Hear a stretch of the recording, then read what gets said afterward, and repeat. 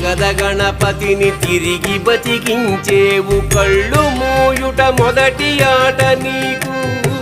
ఆటగద మాయకే మాంగళ్యమును గట్టి కామదానము సయ్యాట నీకు ఆట బ్రహ్మకు సృష్టి అంతమే నీ దృష్టి విష్ణు మాయలు కూడా ఆట నీకు ఆట చదువుల తల్లి ఆట బంగారు వల్లి ఆట చదువుల తల్లి ఆట బంగారు వల్లి